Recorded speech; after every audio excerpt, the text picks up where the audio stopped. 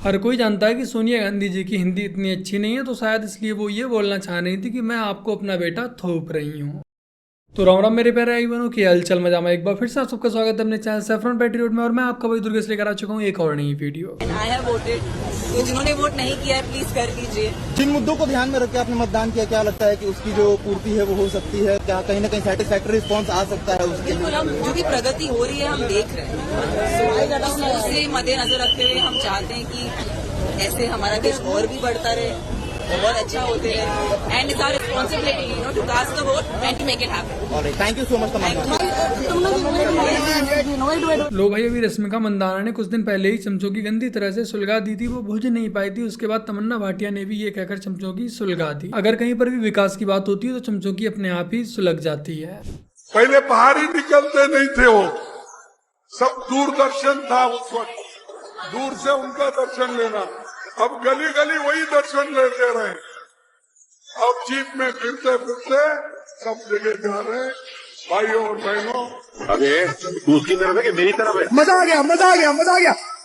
जब भला खुद की पार्टी में ही ऐसे नेता हो तो उस पार्टी को कौन ही जिता सकता है। पहले ये जो राहुल गांधी थे राजा बाबू बन के घुमा करते थे, इन्हें लगता था कि ये देश की जो जनता है वो इनकी गुलाम है। बट जब जनता ने लात मार के इनका सिंहासन उखाड़ कर फेंक दिया, तब इन्हें इनकी असली औकात समझ आई, असली औकात का पता लगा, और तब जाकर ये गली गली भटकना स्टार्ट हुए।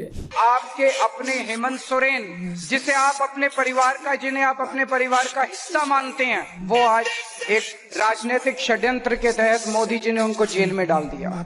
मैं उन्हें अपना भाई मानता हूं,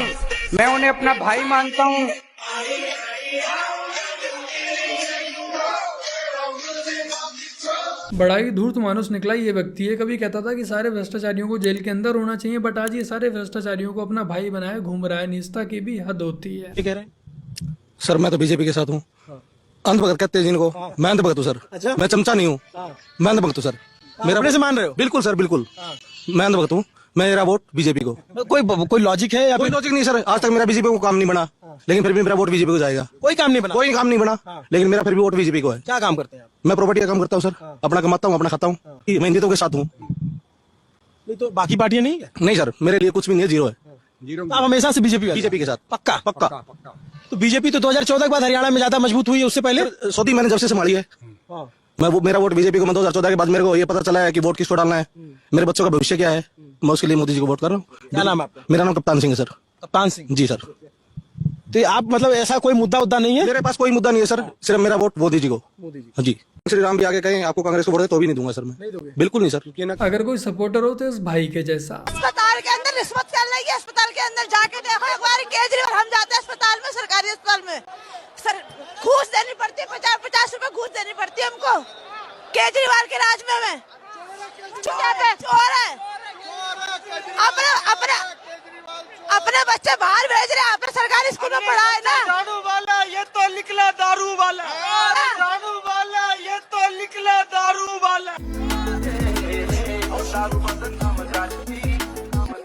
हॉस्पिटल जैसी जगह में भी आपको रिश्वत देनी पड़ रही है, ये विकास किया अरविंद केजरीवाल ने दिल्ली की जनता का।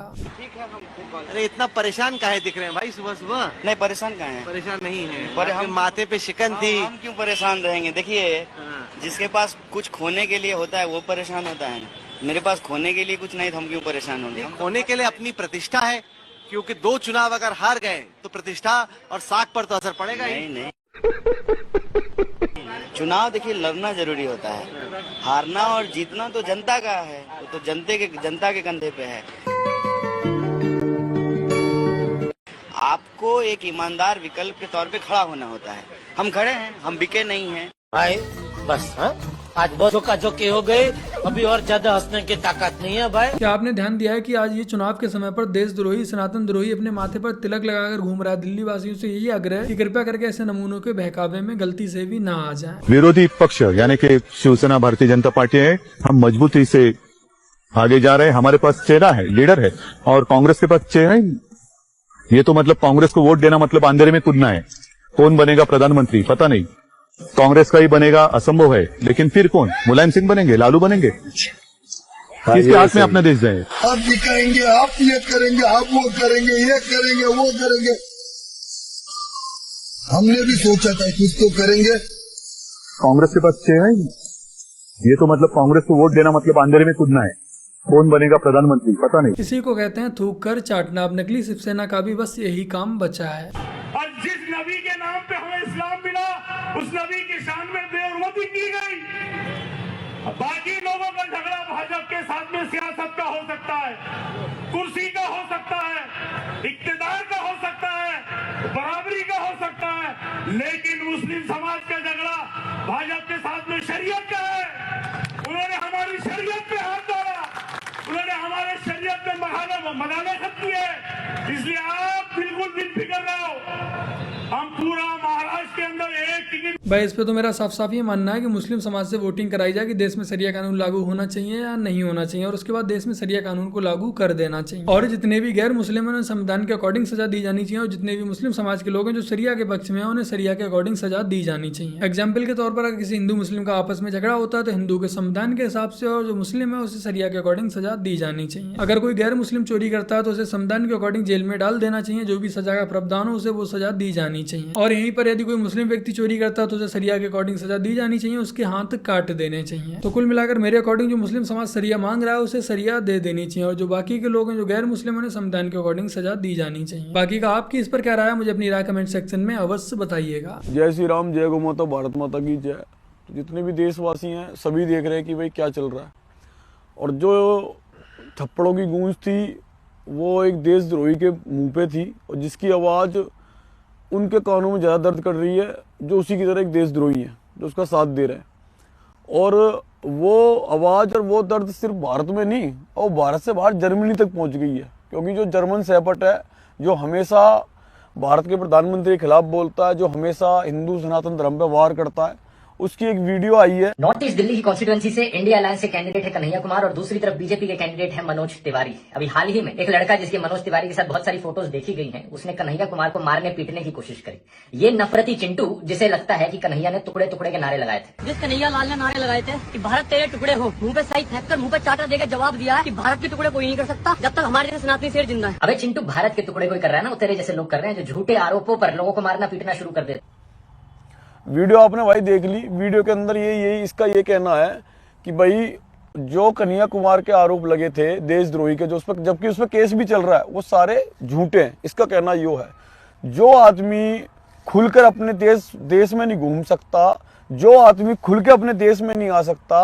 अभी पिछले कुछ समय में ये आया था, इसने कहीं इंडिया गेट पर स्टोरी डाली, कहीं कहीं की फोटो डाली, तो ये हमने देशभक्ति की बताया गई, हमने देशभक्ति कैसे करनी है और हम कितने में देशभक्त हैं हमने चिंटू बता रहा है। आज ये ध्रुव राठी जो एक वीक में कभी एक वीडियो लाया करता था, आज ये वीक में 2-2, 3-3 वीडियो लेकर आ रहा है। इंस्टाग्राम पर, ट्विटर पर नई नई रील्स डेली अपलोड कर रहा है। बट जैसे ही 4 जून के बाद चुनावों के परिणाम आएंगे, उसके बाद ये ध्रुव राठी आपको अंडरग्राउंड होता हुआ नजर आ जाएगा। और फिर कोई बड़ी बात नहीं कि ध्रुव राठी एक स्टेप और आगे जाकर अपना विक्टिम कार्ड का रोना धोना स्टार्ट कर दे कि उसे धमकियां दी जा रही, उसे डराया धमकाया जा रहा है, उसकी वाइफ को हरास किया जा रहा है। उसकी वाइफ जब सुबह सोकर उठती है तो वो सोशल मीडिया यूज करने से डरती है। 4 जून के बाद जैसे ही बीजेपी पार्टी सत्ता में आती है, ध्रुव राठी की तरफ से आपको कुछ इस तरह की ही पोस्ट व वीडियोस देखने को मिलने वाली हैं।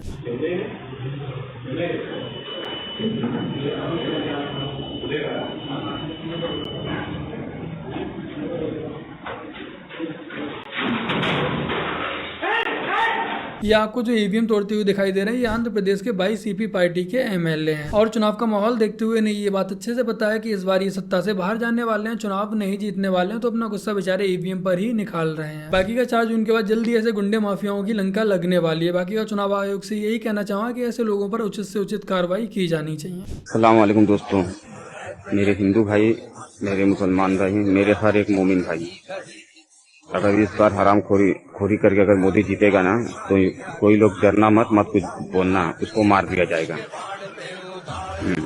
बिल्कुल सही बात आपने सुना। अगर वो 3-5 करके जीता तो एदा पर उसको मार दिया जाएगा, ठीक है, क्योंकि उसको रहने का अधिकार नहीं है। क्योंकि इससे पहले भी इलेक्शन हुआ था तो ये बेईमानी से जीता था, ये मैं कह रहा हूँ, ठीक है। इससे पहले भी इलेक्शन हुआ था तो वो बेईमानी जीता था। हालांकि वो पहले ही हार गया था, लेकिन आप लोगों की वजह से, उसकी जीत की वजह से वो अपना दिन टिक गया। लेकिन अब की बार नहीं वो रहेगा। अगर ज्यादा 3-5 करेगा ना, जीतने के बाद उसको मैं मार डालूंगा।